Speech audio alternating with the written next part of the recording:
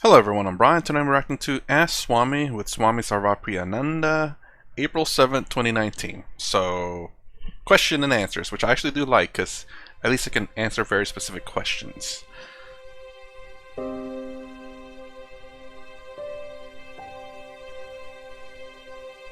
And CC is on. Yes, it is. Okay.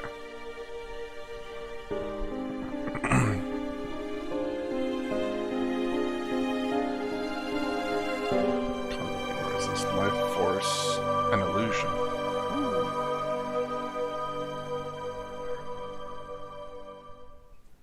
Swami Vivekananda said, what we need to do is to attune the subject to the absolute.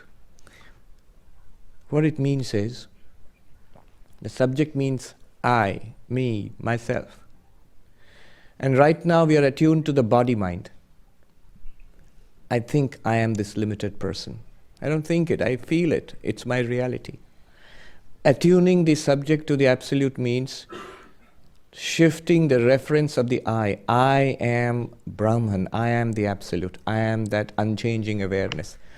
So shifting that reference, that is the solution, that is the practice. In fact, all practice is there. What we are doing is this.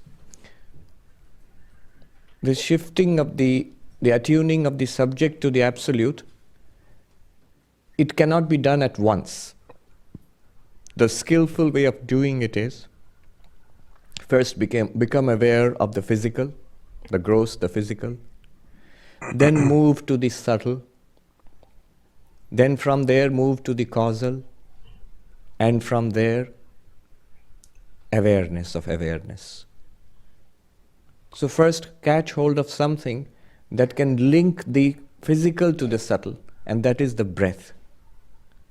So that's why we first become aware of the breath. Attention is drawn to the breath. Attention is already on the physical world, on 1,000 different things. Withdrawing the attention from the 1,000 different things to the breath in one location. That is, could be the stomach, could be the nostrils, where it's inflow and outflow of breath. After the mind calms down to a certain extent there, then begin to notice more subtle things, perceptions. Sound is a good thing because your eyes are closed. So sound is a good thing to turn your attention to from the breath to sound. Not any sound, generally sounds coming and going, not any particular sound. Stay there for some time. Various sounds which come and go. Then become aware that the sounds are arising and disappearing in awareness. This is a crucial phase where you're moving from the subtle to the causal. Subtle to the causal. Sounds are arising and disappearing in awareness. If you say, no Swami, the sounds are arising and disappearing in the air outside. No, then you're still in the physical. You must know what it means, that sounds are arising and disappearing in your awareness. It's a fact, simple fact. It's as simple as saying that you are aware of the sound, that's all. So sounds are arising and disappearing in awareness. That's the only place where you hear sound.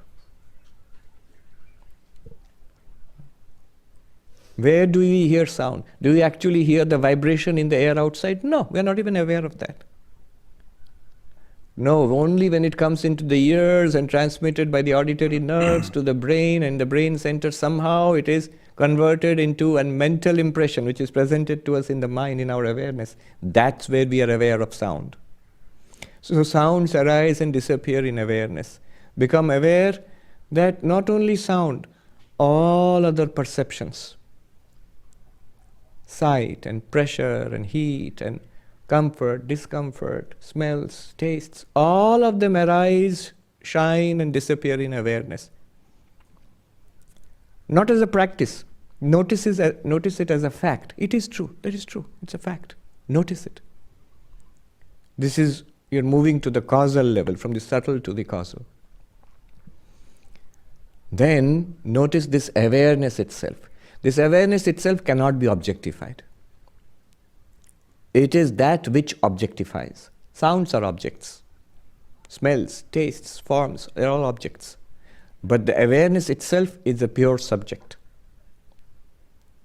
Then notice how all sensations arise, change, and disappear in awareness. Awareness does not arise or change or disappear. How the sounds and sensations are many, many, myriad. Awareness is one. Unchanging, constant, like a luminous space. It's not luminous in a physical sense like this. Luminous because it's awareness. That is our essential nature, what we are, this impersonal awareness. There, when you become aware of awareness, it's only a way of speaking. There you have moved from the causal to the absolute.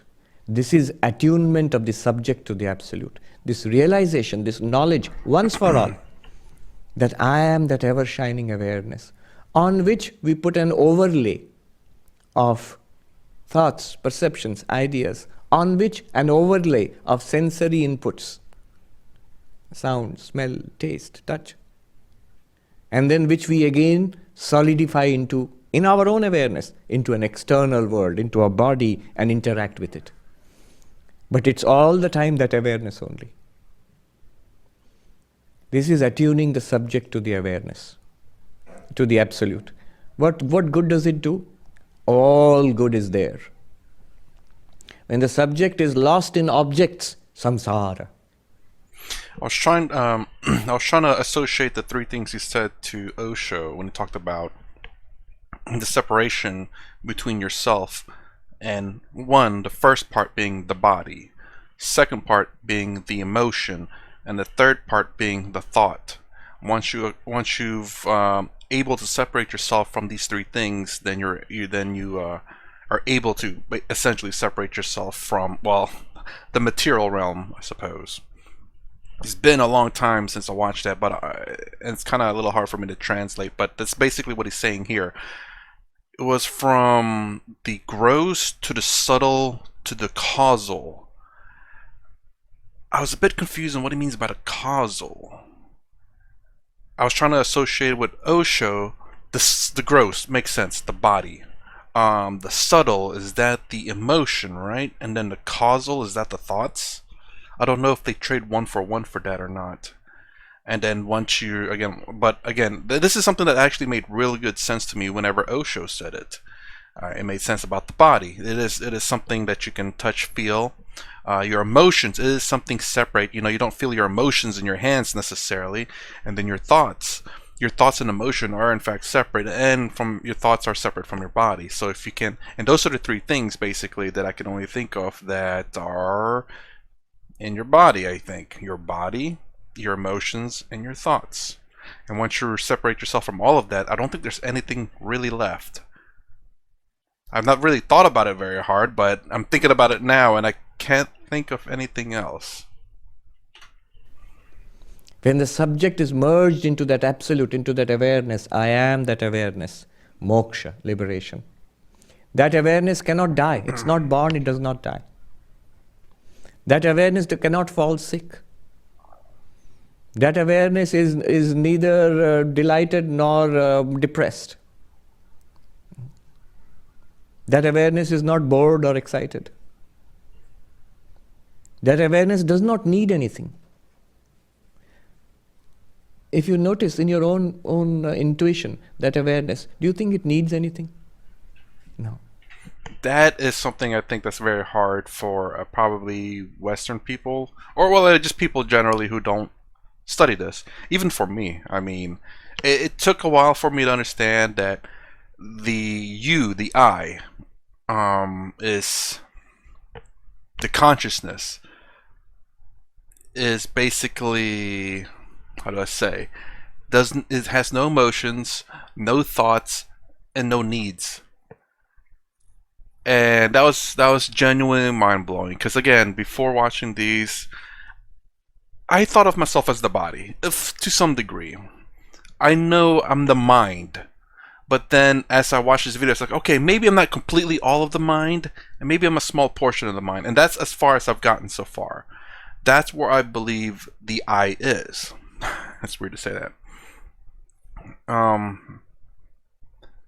So my belief so far is the fact that I've gotten down to that point. I've gotten to down where I'm no longer the body, which I kind of believed at the beginning.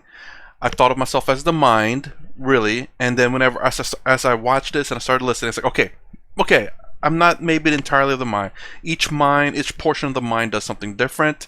You can literally lose some parts of your mind and still function. So it's like, okay, you can't be completely the mind then. Now, watching all this video, so far, I will say that you probably a small portion of the mind. Where that is, I don't know. That's my belief so far. I'm waiting to hear something that all of a sudden, okay, I am no longer part of the mind, I am something else. I'm waiting for that part. I'm watching, I'm paying attention, I'm trying to understand. But I think this might be just difficult, though. I guess the only way to know for sure is if you remove the mind, and then if you can still function. I don't know. That's I don't know if that's possible. That's the thing. I don't think that's possible. Once you remove the mind, you remove essentially who you are, which I do agree with Sadhguru is you're an accumulation of memory. You will lose your personality. You will lose your likes and dislikes. If the only thing you're left with is the consciousness,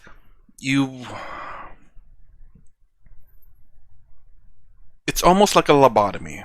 I don't know if you've ever watched videos on lobotomy, where whenever someone becomes lobotomized, it's a certain portion of the frontal cortex, I believe, the front part of the brain, because they go up your nose.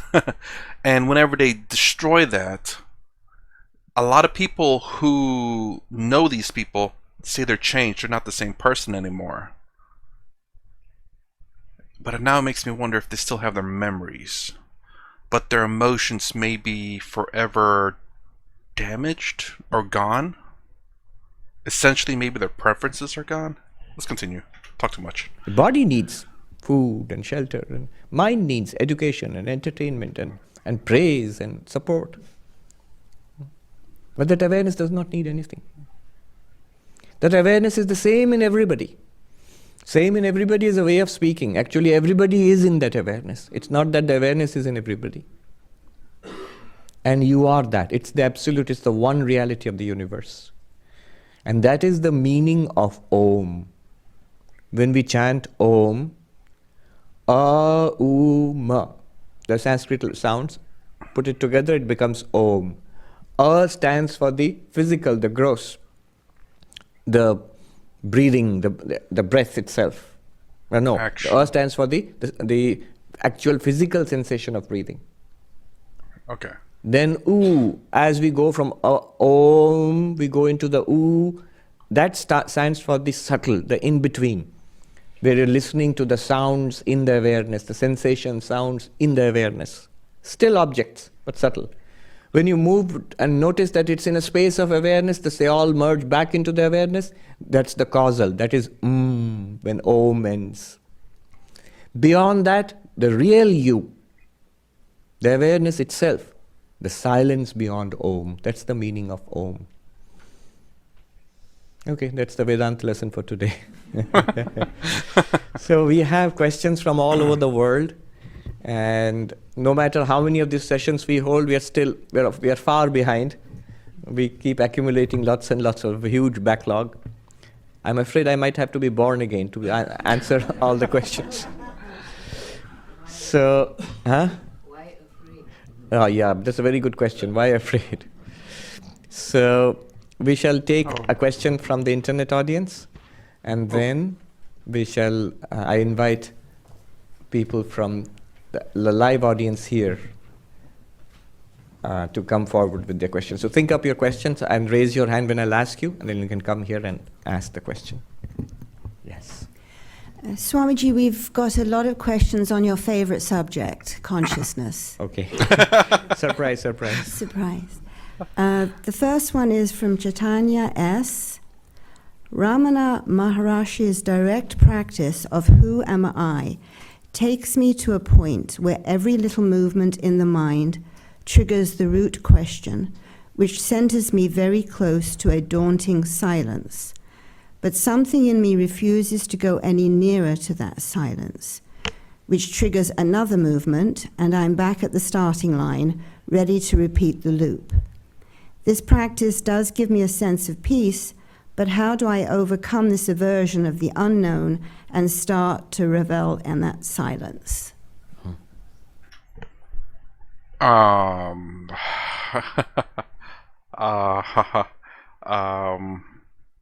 to think of an answer for that, considering that I'm definitely by no means versed in any of this.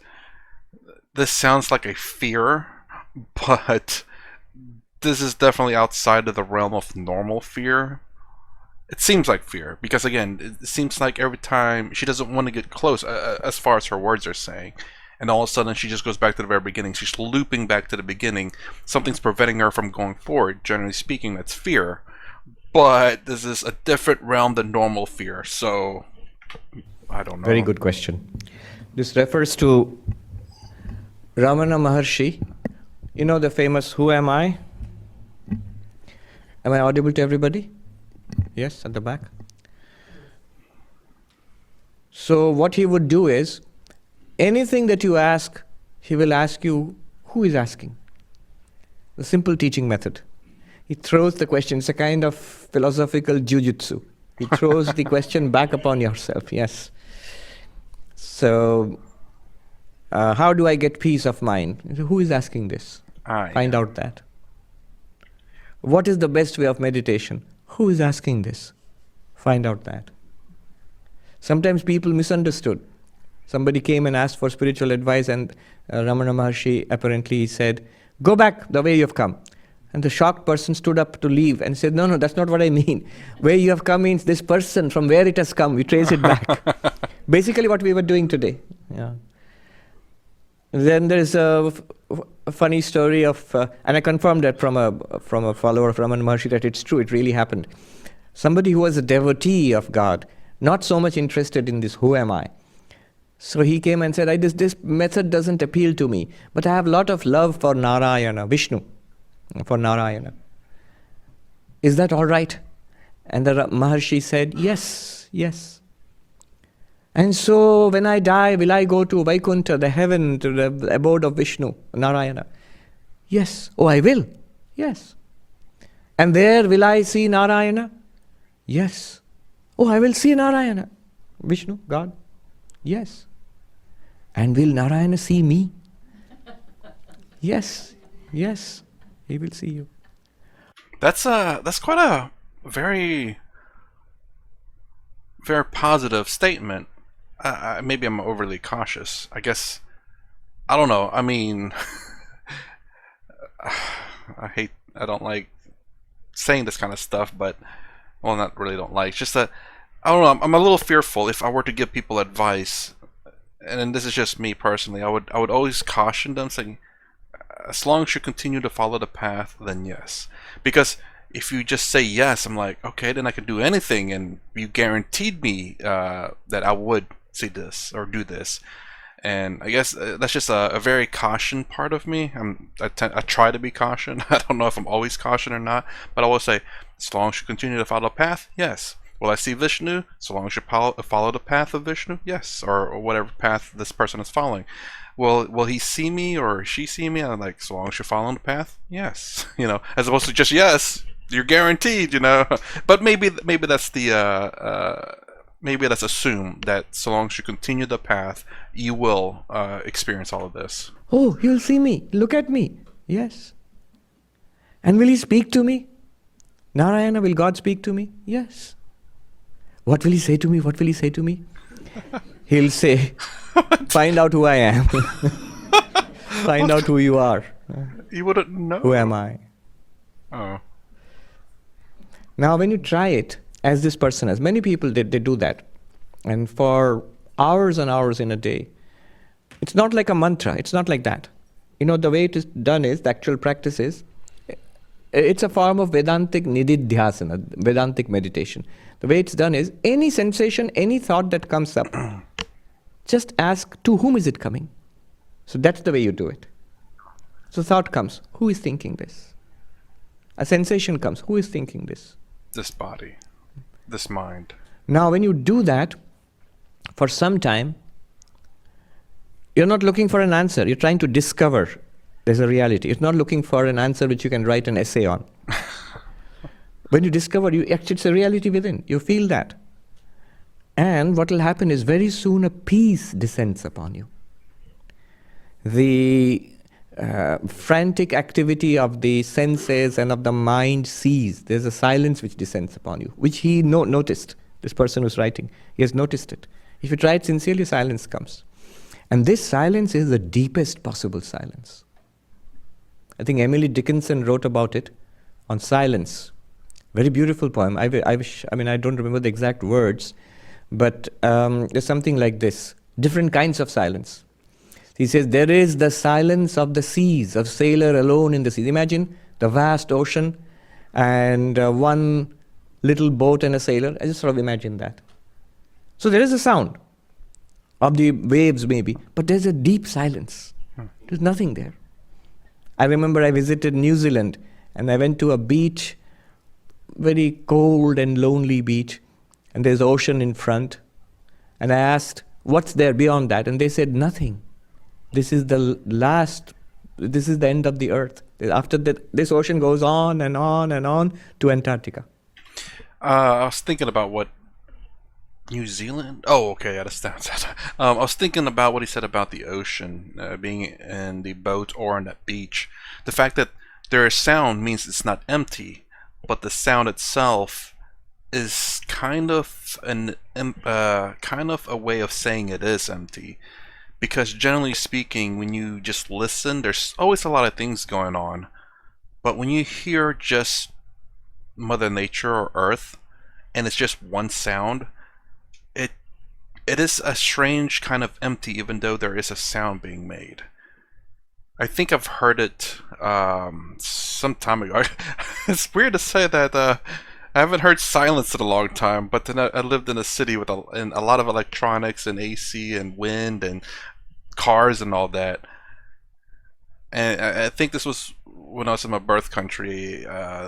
There is a beach, and it's.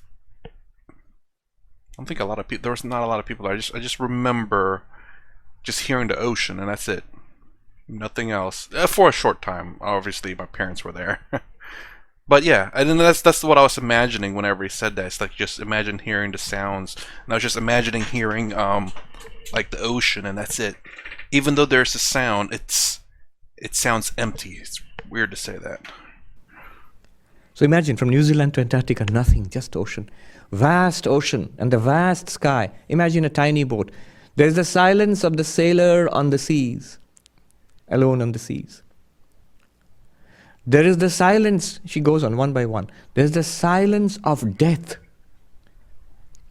When a person whom you knew, who has passed away, suppose you're sitting near a coffin, or near the grave, or near the funeral fire of the person whom you knew for years and decades and passed away, and you sit quietly there. There's a deep silence there.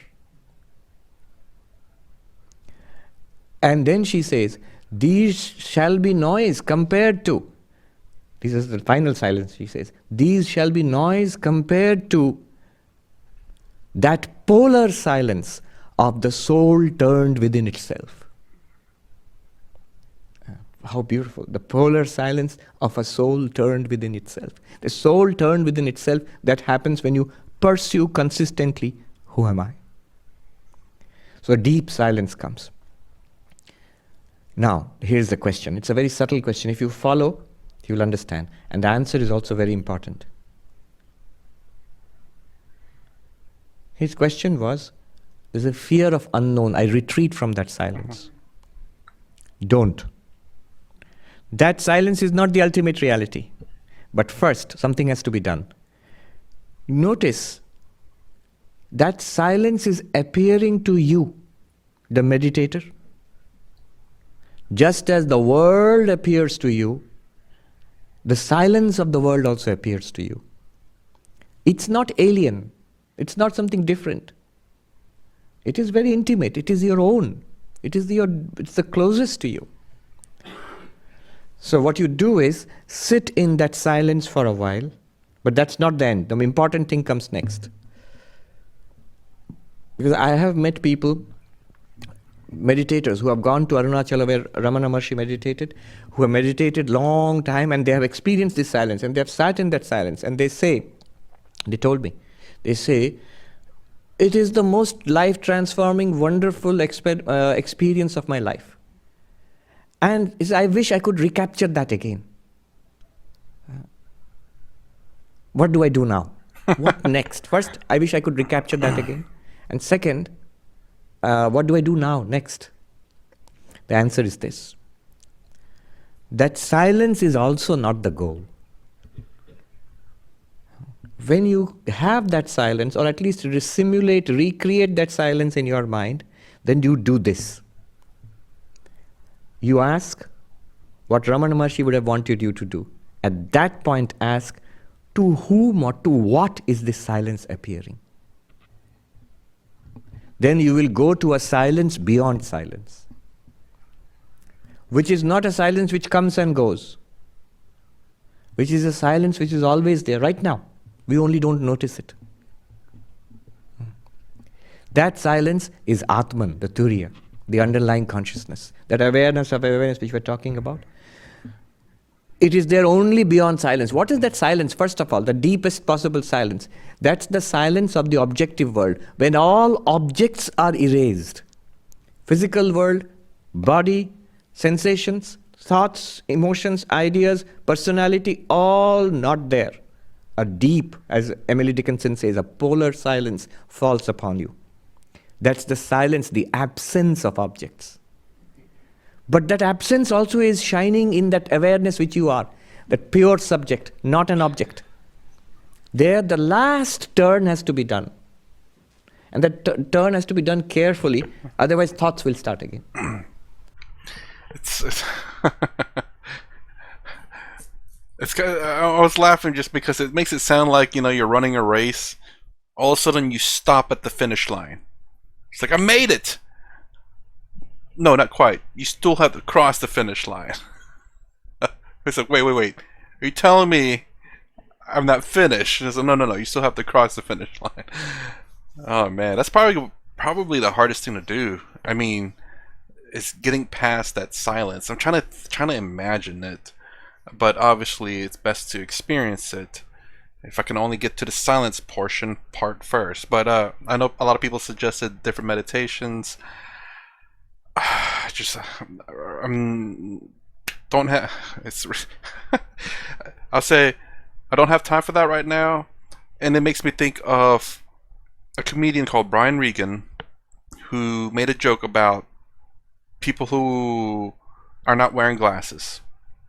Actually, Brian Regan himself was making fun of himself about that because he's saying like, "I want you to go get some glasses." It's like, I don't need glasses. He's saying along the lines like, "I don't need glasses." Then all of a sudden, when he puts on glasses, like, oh man, I can see. And it's like, how is not instantly improved vision not on the top of your list? So it's basically, how is instant bliss not on the top of your list? I'll be happy later. Happiness, I'll put that down a little bit. Instant bliss, nah, not right now. That's what I feel like I'm doing. Happiness and bliss, nah, later.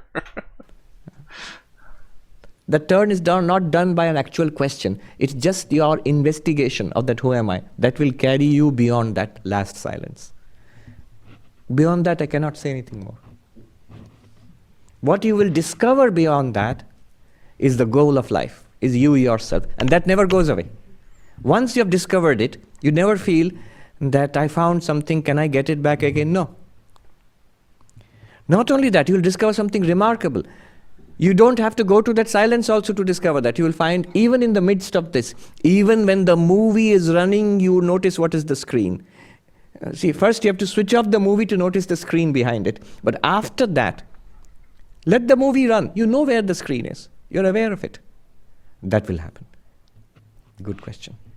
I do wonder, now has Swami have experienced this? I asked a question before whether Swami considers himself to be enlightened, and I think most people tend to say that maybe no. Like, I don't think he considers himself enlightened. So I'm wondering if it's experienced this too now as well. That's a question. You want to add one more question? All right. We've got a few on these. So. Let's take one more. One more. This is from Behalf P. In Nirvana Shatakam, Adi Shankara says, I am neither the 7 materials of which the body is made, nor am I the 5 sheaths, physical, vital, mental, intellect, bliss. I am existence absolute, consciousness absolute, bliss absolute. I am he, I am he, I am he. The 2 statements mention bliss. It's negated once, but then bliss is accepted. Is it a contradiction? Pray, please clarify. All right, this is a question about Ananda. You know, the ultimate reality in Vedanta is called Satchidananda, existence absolute, consciousness absolute, bliss absolute. But when you say Ananda, bliss absolute, people immediately have a confusion or a wrong notion. They feel that, so then there must be some kind of extraordinary happiness, bliss there. The answer is yes and no. The answer is both yes and no. Is it true that there is great joy in spiritual life of enlightenment? Certainly, there is. But is it true that ultimate reality is a feeling of joy? No. No. Ananda is not another kind of feeling of joy. Maybe a very sublime, very nice happiness, great peace. No, not even that. It's beyond that. The way to understand it is like this. Sat, existence. Existence absolute is not a thing which exists. You see, a chair is a thing which exists. Table, light, earth, sky, these are things which exist. They are things. They exist. They are there. You can enumerate, list them out. You can point them out. A body is a thing that exists. Even inside the subtle things like thoughts, emotions, feelings, they also exist. No matter how for a brief while. So they are things which exist. They are different from each other. They come and go. They are distinguishable from each other. But existence itself is not a thing which exists. Immediately our mind will say, so it doesn't exist. Well, no, my mind went to existence exists, but they exist in different forms. Existence exists, but there's not one thing that is existence. Jesus, I can't say the word. This is existence.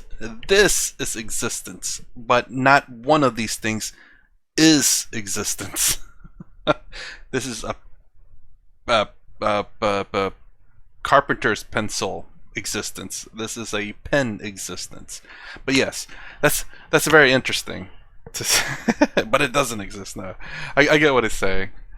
That's kind of funny though. I wonder. I never thought about it saying like, oh, if exists is not an item, therefore it doesn't exist. I never thought about it that. I didn't think about it that way. I thought about it as in it exists, but it's not one thing that existence is. I hope that's so not it is confusing. nothing. It's an immediate doubt which comes to our mind. If it's not a thing which exists, so it's nothing. No. It is the reality of all things. It is more real than things which exist. Let me ask you. A whole range of golden ornaments at Tiffany's, if you go there. That's real, right? They exist. They're better. You're paying so much for them. So they exist. But let me ask you, what's more real?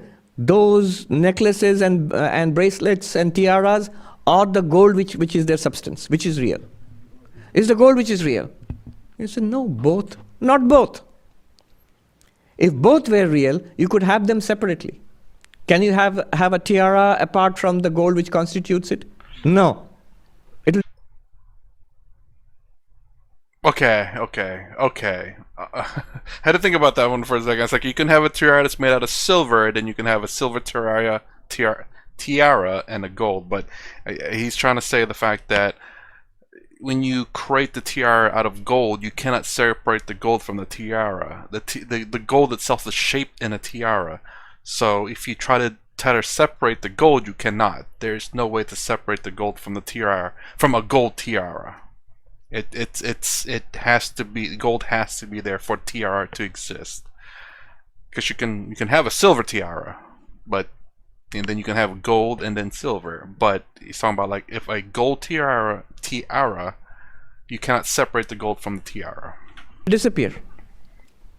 The ornament disappears without the constituent substance. This lectern will disappear if you take the wood out of it. But the gold can exist without the tiara. Is that not true? It can exist as a lump of gold. It can exist as a necklace. It can exist as a bracelet. Different forms and names and forms come and go. The substance is one reality. Similarly, just use that example to understand existence. Just being. And it's not alien. It's really what you are. What we are trying to understand in the meditation earlier, that awareness, that is also the same as being. Now that being, which is us, it not only is, it's not a dark, dull existence. It shines. That shining of that existence is called Chaitanya, Chit, consciousness. That when it falls upon the mind and lights up the mind is the awareness which we are experiencing right now. We all feel we are conscious and aware. At least some of us are. I swear, not our show, but Swami and Sadhguru always makes fun about people going to sleep in their crowd. And Lakhani too. You take a cup of coffee and you say, oh, I'm more aware now. You're not more aware. It's the mind which becomes more alert and therefore reflects awareness better. Captures and channels this awareness better. You are the constant awareness. So, consciousness is also not something that comes and goes. It's the mind which flickers, not consciousness itself. Just like consciousness is not a particular flickering of the mind, though it is behind all flickerings of the mind. Just as existence is not a particular existing thing, though it is behind the existence of every existing thing. Similarly, Ananda is not a particular flash of pleasure or bliss. It is the reality, it is the joy or the bliss which is experienced as all different pleasures of the world, all different happinesses of the world, all different fulfillment of the world. It is the source of all value, meaning, fulfillment in life. I wanted to define my personal definition of bliss. Because they use bliss quite a bit as a way to, like, eternal bliss. Just a way for me to understand it a bit better. And because I do believe if we say bliss in the Western world or whatever world understand bliss in this way, is that it's like extreme pleasure. But in which he confirmed it's not it is not something in like one passing moment. It's an eternal pleasure, but I guess the problem is the fact that if something is eternal and that's the only thing you ever experience, in my opinion, it doesn't become pleasurable anymore because it's the only thing you ever know. And I'm thinking maybe, and this seems to make sense to me, that eternal bliss is in terms of not suffering, never suffering. At least that way there's not a false, I don't want to say false promise, but at least it's not misunderstood to be, oh, you're always happy. Probably, I don't know if this is an accurate way to say it, but you're never suffering. So that doesn't necessarily mean that you're happy, but you're just not suffering. You could be like a neutral thing. Again, I still need to listen to a bit more definitions of that. But that's the way I like to think about it, because saying that you're always in bliss, you're always happy, you're extremely happy, it's not promising to me, because always being happy, and if that's the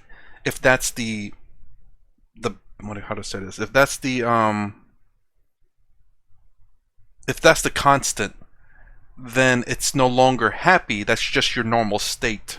You're always in this normal state. Say this is normal feeling, and this is really happy feeling. But if you're always here, this becomes the new normal. And then anything past this becomes actual happiness, because you're always here now. You're never below this. Even though the normal is right here, where my thumb's at, even though you're above the normal, but since this is your normal now, anything below it's sadness, even though you're above normal happiness. But because you're below your normal, you're no longer happy, you're sadder. But if you go above that, then you're happier than your normal, even though the normal, your normal, is above the normal happiness. That's why I think I like to define it as not suffering. That's not a beautiful way to say it, but at the very least, it doesn't make your normal above something like you're always happy kind of deal. I don't know. It's probably a terrible definition, but it's something that I seems to make sense to me. It's not eternal happiness. It's just not suffering. That's the best way I can put it. But in itself, it's not a particular feeling. Yeah. I hope that makes sense. Yeah, because again, not suffering is not a feeling of anything at all. The only thing that you'll ever feel is happy, but then normal. Happy, normal, but never suffering, never in pain. I wonder if that's a better definition. I want to ask him that question. I should ask him that question. I did send him an email, by the way, and I need to send him another email about that. I want to ask him about my definition of Maya, and my definition of bliss. Whew. Ooh, I gotta send him that. Again, let me reassure you, people get little, so I can't experience it. What good is that then? Don't worry, the more spiritual we become, more we advance in spiritual life, the happier we will be. It's because it's the mind which reflects that Ananda better and better and better. A purer mind, a more spiritual mind reflects Ananda better, and therefore you are happier. Therefore the saint is very happy. There's a saying that Saint Teresa said, Saint Teresa of Avila, she said, a sad nun is a bad nun. We also say that. Why should a monk be unhappy? I remember when we were novices, we used to laugh and joke so much that I think an elderly gentleman who visited the ashram complained to the head, the abbot of the monastery, that these youngsters, they need to be disciplined. Okay. That story I'll tell you, yes. But this one had happened to us. And what the abbot replied, the head of our ashram, I can't repeat in polite company. So, Oh. But the point being, why should these boys not be happy? They don't have your cares, of the world. So, but he put it in far cruder language. What you're referring to, Swami Turiyananda, it is a story. He was a very strict Vedantic monk. So the young monks in Belur Math, he heard one day in the next room, they were laughing and joking in the evening. And it was a sort of uproarious thing. So Swami Turiyananda went and scolded them. What are you so happy about? Have you become enlightened? Have you realized God? What's there to laugh so much about? And of course they were abashed and felt silent. It was a senior Swami, disciple of Sri Ramakrishna, and was stern. But luckily I think it's Swami Vijayananda who was there, who later started the Vedanta work in Argentina. So he was he had a ready wit. So he said, Swami, to Turiyanandaji, that when we read the Gospel of Sri Ramakrishna, where Turiyananda himself is there in the book, we keep reading again and again, all laugh. And they're just laughing, jokes and laughing and humor. They're having an uproarious good time in the presence of Sri Ramakrishna. And then Turiyanandaji smiled and then she said, all right, you're right. All right, have fun, be happy. Yeah. As we go ahead in spiritual life, life becomes internally. I don't know, externally, whatever our karma is, that will continue. But a deep joy comes from within, a causeless joy. You're generally happy. That's there. So that will be there. But when Shankaracharya sings, Chidananda Rupaha Shivoham Shivoham, he means that absolute Ananda, of which Shankaracharya later in Taittiriya Upanishad commentary, he says, all the joys in the world which men are mad after is just spray from the ocean of Ananda within each one of us. Anybody from this audience, you have questions? So one by one will come. Okay, real quick. The reason why I had that definition of bliss is because maybe it's because of my personal experience. I'm not saying I'm in bliss. I don't think I am at all. But I will say there are a lot of things, or I won't say maybe a lot, maybe some things in life that that doesn't bother me because I say I understand certain things. When I understand why people do certain things that should probably bother me or bother maybe a normal person, I don't know. It doesn't. Again, this is an example I would tell a friend under a certain circumstance, which is if someone was trying to offend me, and this is what I would say. It'd be kind of weird, especially if someone doesn't know me and tries to offend me.